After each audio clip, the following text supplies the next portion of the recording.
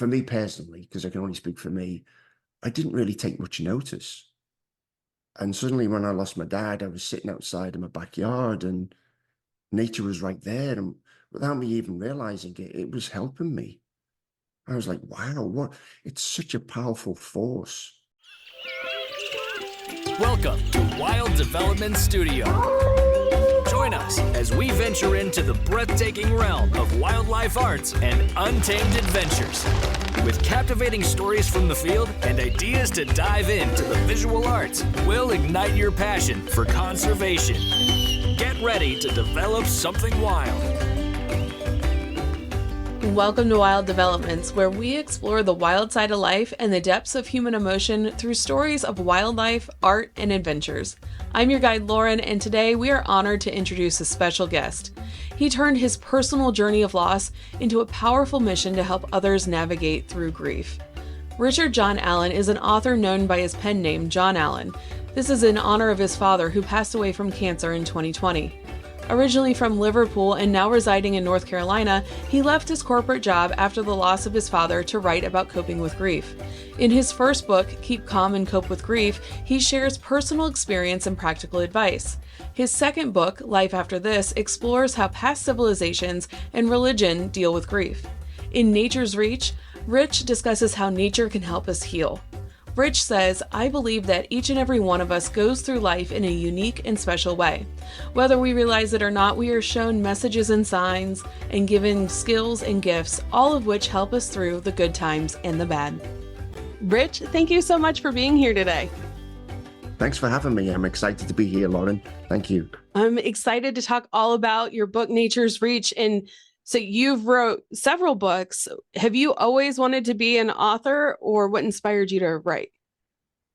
No, I had no idea that I would be on this path. So long story short is kind of sad. Well, it is sad, devastating, to be honest. I lost my dad to cancer in 2020.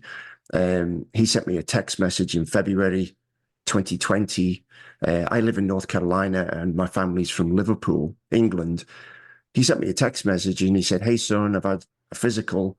I have cancer. There's nothing they can do. It's throughout my body and I'm going to die. And it was devastating. And he passed away in November that year, 2020, which was during COVID, made it even more difficult to get over there. Anyway, it was my wife, Alison. Anybody who's lost a loved one and gone through grief, it's just so traumatic. It really is. Changes your life forever. And you go through so many things physically and emotionally. And going through seeing my mum and my sister being devastated by this and, organizing the funeral, the obituary, all of those things. Anyway, you don't realize, but you're collecting things, whether it be memories or physical things. We went to church, of course, you pick up the pamphlet. You get the condolences cards from family members. You're collecting things. And anyway, when we got back to America, it was my wife, Alison. She said to me, Rich, you should write a book about this whole experience of loss and grief. I was like, no, my English is terrible. I can't spell. So thank God, we have editor and spell check. So I started to doodle. I'm always writing now, making notes. And before I knew it, I had 6 or 7 chapters written. And I wrote my first book, Keep Calm and Cope with Grief. And it was all about going through the process of losing a loved one. And suddenly I was on that path. At the time, I was working for an insurance company. I've always worked for big corporations, but I left that in 2020 and I started writing books. And I'm currently working on book number 5. But book number 3, the third book I wrote, Nature's Reach, was, again, my books are all about my journey, but I share my research. But at the time of writing Nature's Reach, it was how nature was helping me cope with my loss and grief of my dad. And losing my dad in 2020 and then writing Nature's Reach, sadly, during that whole time too, I lost my dog. Alison lost her father and mother. So I lost both my mother and father-in-laws. So there was just a lot of grief in our house, and I find myself surrounded by nature, and it was helping me tremendously. And my book, it's out on Amazon, and I, I'm flattered by the reviews, and people write to me every day on Facebook about how much my books are helping them. And certainly with Nature's Reach, we just don't think about it, right, Lauren? I mean, nature's all around us. And most of us, well, I shouldn't say that. For me personally, because I can only speak for me, I didn't really take much notice. And suddenly when I lost my dad, I was sitting outside in my backyard and nature was right there. And without me even realizing it, it was helping me. I was like, wow, what? It's such a powerful force in so many ways. And there's so much in nature. It to me, it just seems endless, right? There's just so much out there on so many levels. It's incredible, absolutely incredible. So now I had no idea I was going to be it doesn't even sound right to say I'm an author because like I said, it's flattering to be, ooh, Richard's an author. No, I don't know. I mean, I'm on my fifth book. So yes, I guess I could say I'm an author. Yeah. And, I think as a society in a whole, we don't like talking about death and grief. And it's just like, we got to be busy and we always got to do fun things right now. We don't look at the uncomfortable side of life. And your books are Right. so important. I was myself, when I was listening to your book, I was packing up and throwing away things to donate from a previous job that I had before 2020. And obviously I've been putting this off for years. And I will say, even just listening to Nature's Reach and picturing the different scenarios that you describe in the book helped me to cope with my own grief as I'm going through and kind of saying goodbye to that part of my life. So it was definitely very helpful for me. So it is so important, and your journey is definitely going to help other people. Being born in England and then living in the US, do you see that there are different ways that each country deals with grief? Yes, I mean, my sister and I, obviously, we lost our dad, and we're coping with grief in different ways. I've learned. So when I lost my dad, it was my first time of experiencing grief. I've been lucky, I guess, because I lost my grandparents when I was young, so it really didn't affect me that much. I'm 57 now, but losing my dad just 3 years ago, it was like, boom, here's this new emotion, Rich. Here's grief. This is what it feels like when your heart is destroyed and all you're left with is memories. I used to receive text messages from my dad when Liverpool, the soccer team, would play soccer every week, and my dad would send me text messages and I'd reply. I don't get that anymore. So now that that's gone, it's just devastating. But my sister and I noticed, yeah, she's definitely coping with it differently to me. And there's no right or wrong way to cope with grief. You just have to find a way that fits for you. It's so individual. It's so unique to you. Nobody has walked in your shoes, right? You've lived your life with that loved one, and nobody else can. I know people say to you, oh, I know how you feel. I know what you must be going through because I lost my dad.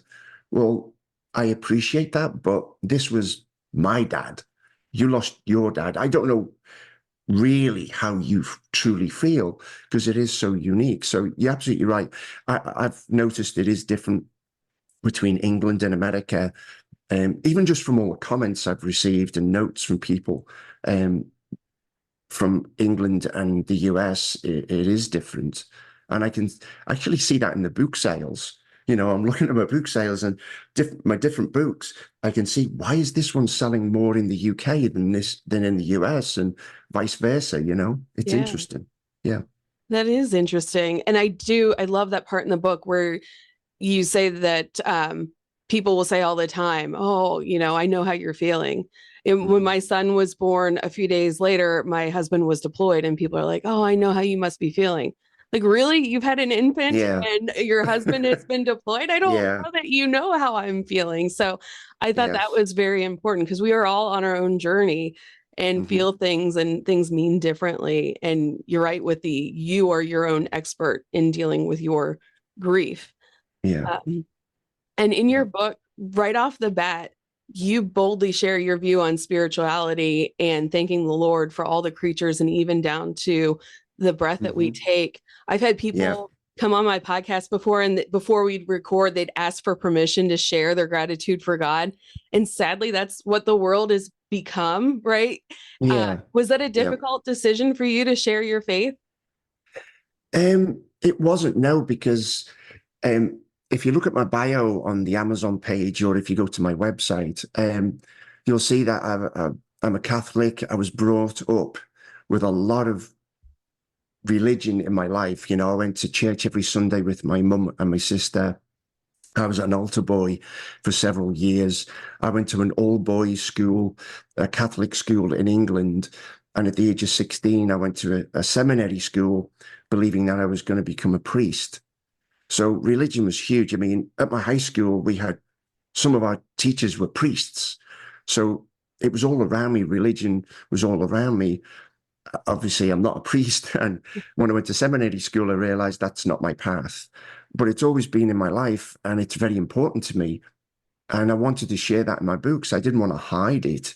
But I do keep an open mind, as I'm trying to write in my books, as we just said, everybody's individual. You believe what you want to believe. I'm not trying to say this is the way. This is just my way, and I'm sharing it with you. But having said that, the feedback I get, it's kind of sad and it's good. I get a lot of love from the feedback. But once in a while, somebody will write to me about something I've said in my books, and they'll say, no, you're wrong. That isn't the way it's supposed to be, and blah, blah, blah. And it's like, I don't like that. Nobody's wrong. You believe what you want to believe, and I respect it. And I love for that, because it's good to have that conversation. But please don't point fingers and judge people that way. It's just not nice to me anyway. We should all be happy with one another's differences. Absolutely. Can I share this one thing? I'm sorry, Lauren. It's kind of cute, because talking about religion and saying, going to church, which I think is a wonderful thing. And I used to go several times a week. And I'll be honest, I hardly ever go to church now. I might go every Christmas. But I was watching a TV show on Netflix, and it's called The Last Kingdom. And there's a character in it called Uhtred Ragnarsson. Anyway, it's roughly based on a true story. It's set in England. And there's a quote from what he says, and I love this quote. He says, God created everything that surrounds me, the fields, the rivers, the forests. The land is my church, and I pray each day, Lord, in silence. And that's how I feel now with nature. The fields, the rivers, the forests, all around me here, that is my church. God created everything around me, and that's where I pray. I don't need to go to a man-made building called a church and pray there. I can, and that's great for people, but you can pray anywhere. I can sit outside in my backyard surrounded by nature, and to me, that's my church. Yeah, I mean, it's hard to look outside and see all the beauty and the organization and how many different varieties of species there are, and think there isn't a creator. Like, there has to be some sort of creator, and I do believe in God. So yes, yeah, it's beautiful. Now, you did have a section in your book where you have a list of questions that people should think about before getting an animal to help with grief. And I thought that was brilliant, because a lot of people, I think, didn't think a few months ahead when they were getting pets or chickens during COVID. And a lot of people that are like, oh man, I wish I didn't get chickens, because now that COVID's over, I got these chickens and I'm back at work. And animals have feelings too. And that needs to be considered. So that was great that you thought of that angle too. Yeah. I mean, like you say, I lost my dog 2 years ago, and he was 15 years old. He was my best friend. I met my wife 9 years ago, so she met my dog. His name was Amadeus, and she fell in love with him straight away. He was a Chihuahua mix, such a cute, adoring dog, and he took to Alison straight away, so they were best friends too. And we took him to the beach with us. He went everywhere with us, and they are great companions for us, but we just have to be careful that when we lose somebody that we love and we want a pet for comfort, that we think of the long term. Can we care for that dog? Because it does become part of your family. So it's so important. Yeah. What is, I'm sure there are different ways. Do you have a couple methods and tools that you keep in your back pocket to help you deal with grief? So I'm very lucky. Where I live on a lake. My wife and I got so lucky. When we met each other, we wanted to live together, of course, and we're married now. And we found this small piece of land on a lake where we live. And when I go out into the backyard, it's right there. I'm looking at this lake, and that's I say it's in my back pocket. It's actually in my face. Right? I mean, it's right there. I look out the window, boom, it's there. And I'm so lucky for that. So grateful. My wife and I were like, we'll never leave this place. It's our sanctuary.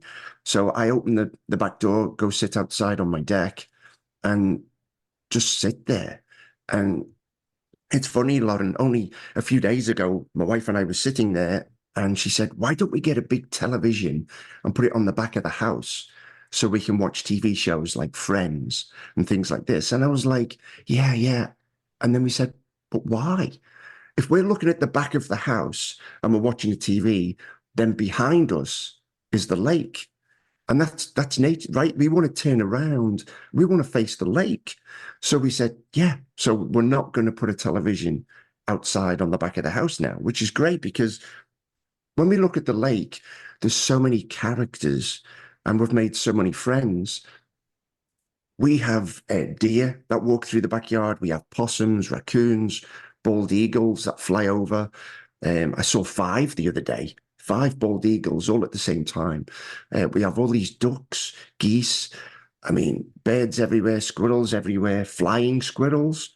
We see them in our trees, just nature all around us. So I sit outside. That's my number one for relaxing, is to sit outside on the back deck.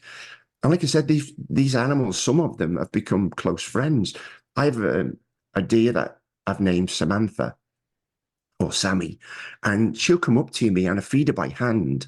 Wow. So I put corn in my hand and I put it out. And I think, well, actually, in my book, Nature's Reach, there's a photograph, let's see, page 42, of me feeding Samantha by hand. And I can stroke her, it's just crazy.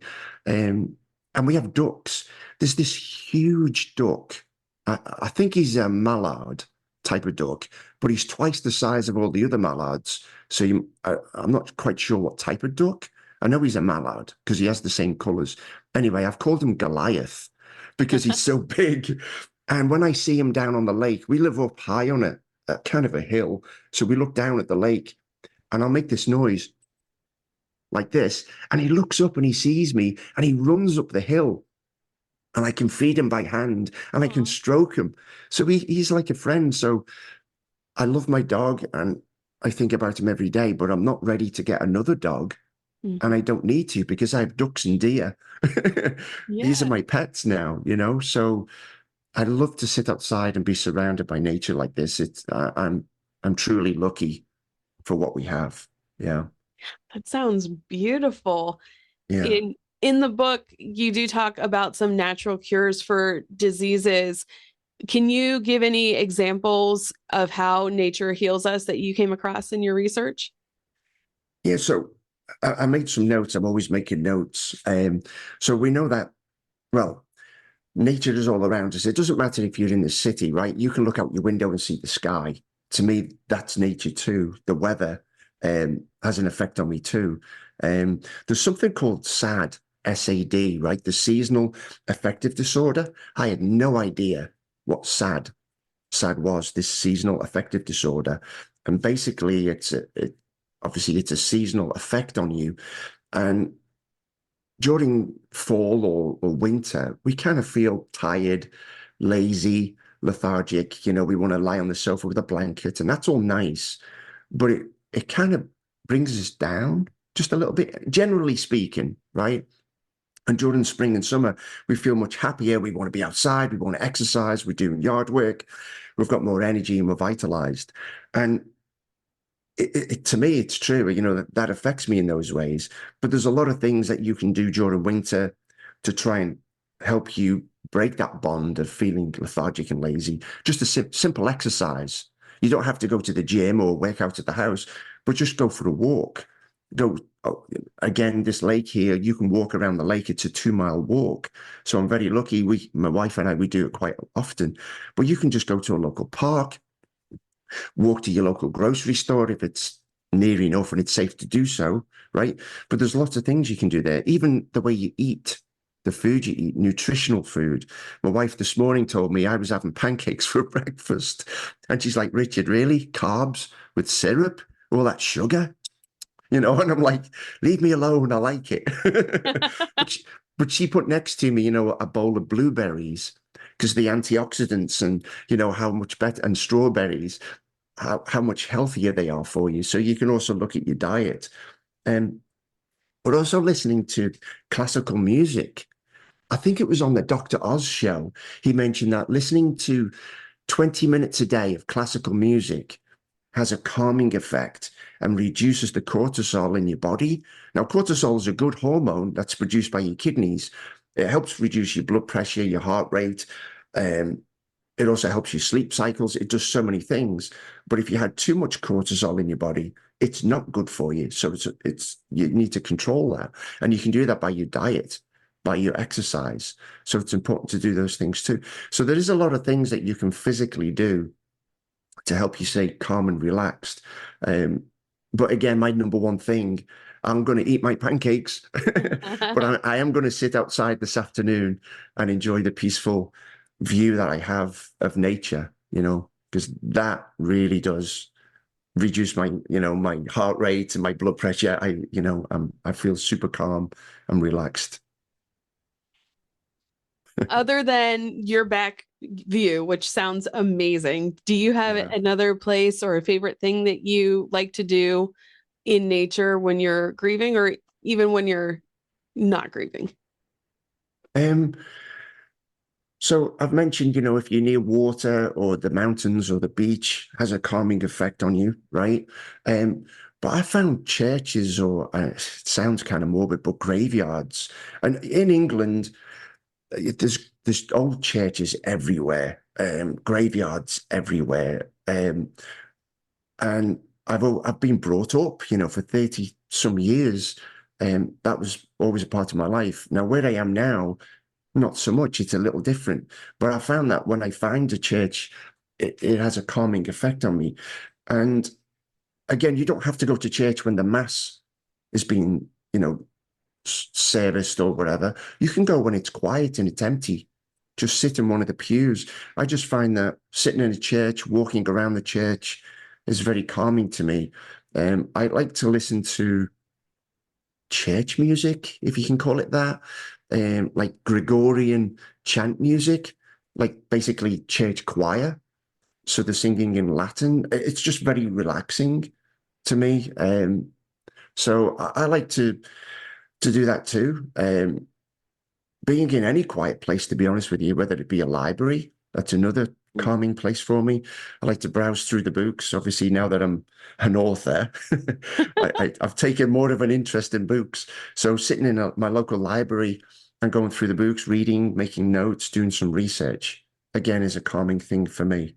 But to people out there who maybe have lost a loved one or just are looking for something that's calming, I mean, you could go to, let's say you used to go with your mum or your dad or a relative and you used to walk the dog through a certain park and sit on a certain bench somewhere.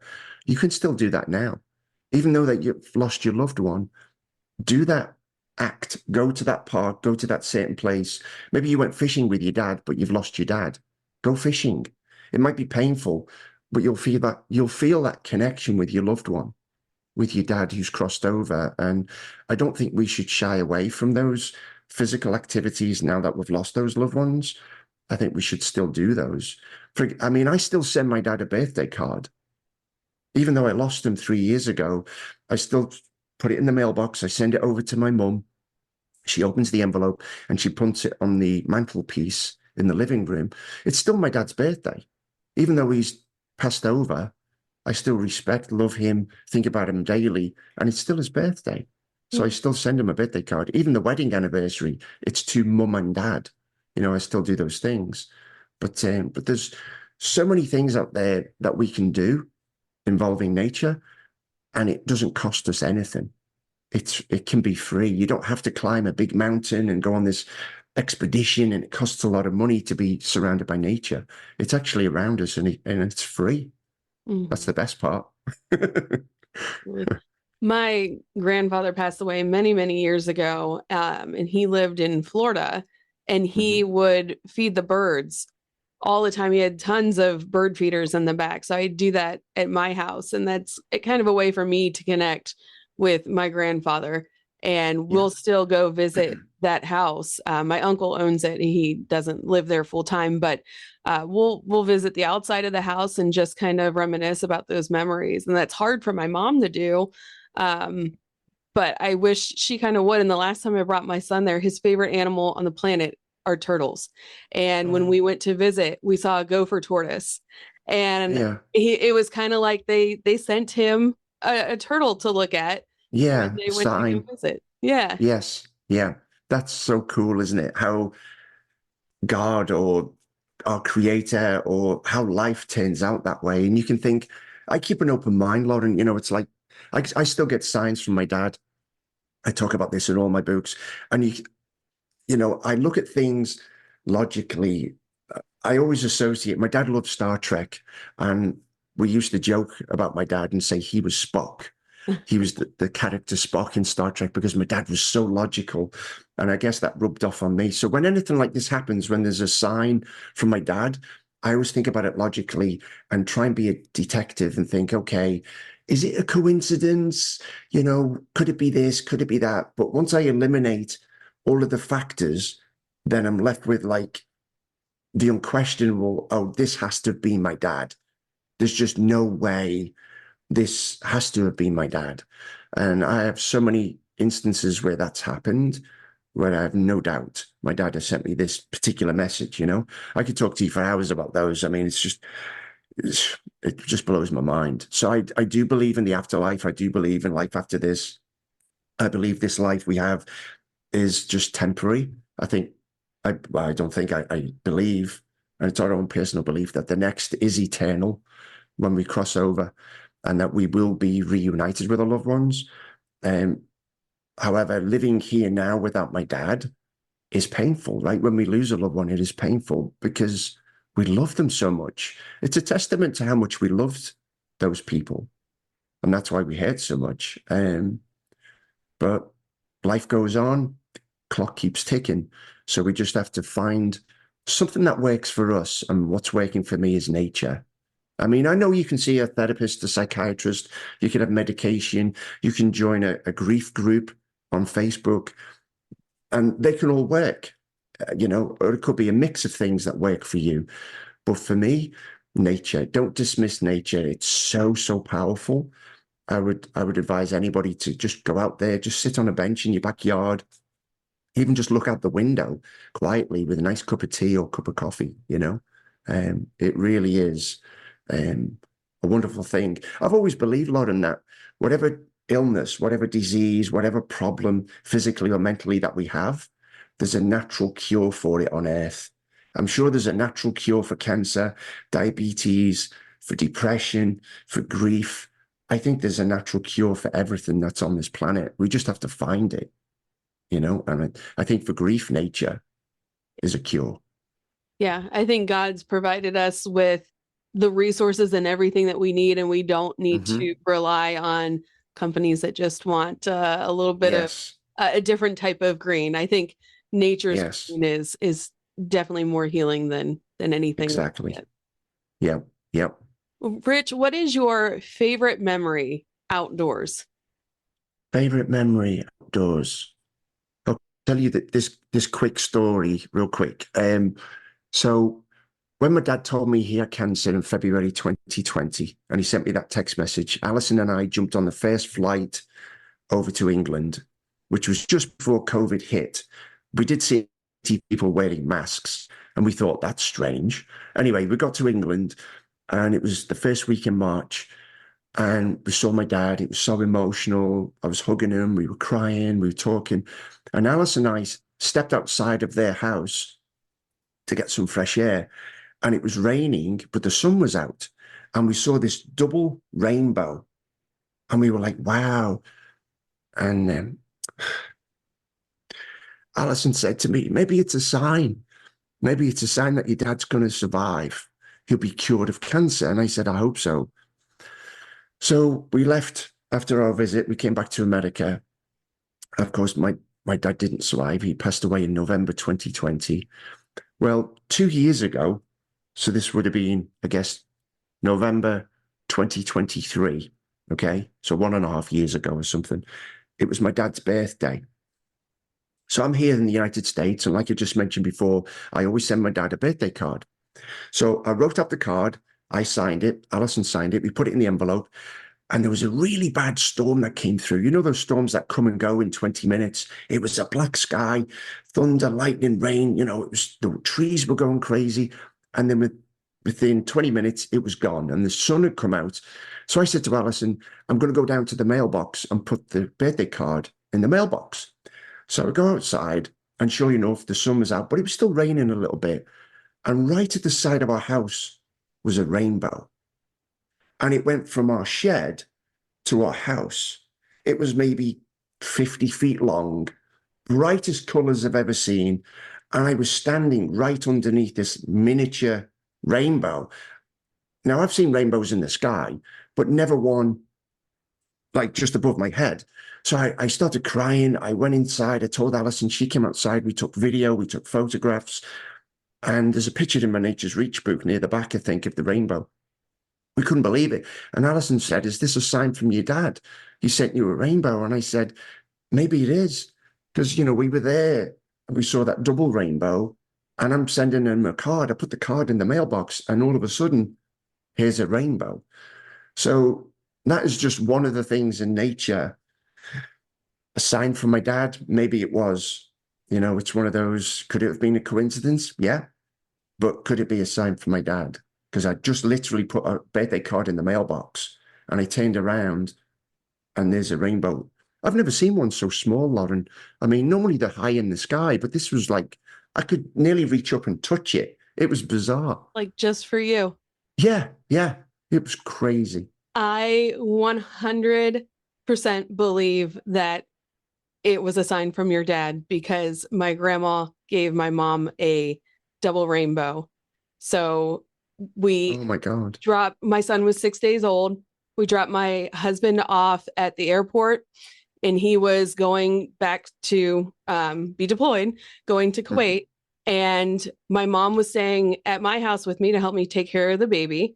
And she got a call that her mom was dying. And I just all of a sudden got this feeling like my grandfather was happy that my grandma was with him again. And my mom came inside and she's like, Grandma passed away. I was like, I know. And at that same time, we get a call that the flight was delayed. So I was able to go pick up my husband and he was able to come home with me. And I told my mom, you need to go be with Dad. Go spend time with your husband. So she went home about 20 minutes away. That next morning, I was on the couch because I couldn't walk up the stairs. I had a C-section and the room was glowing so bright orange.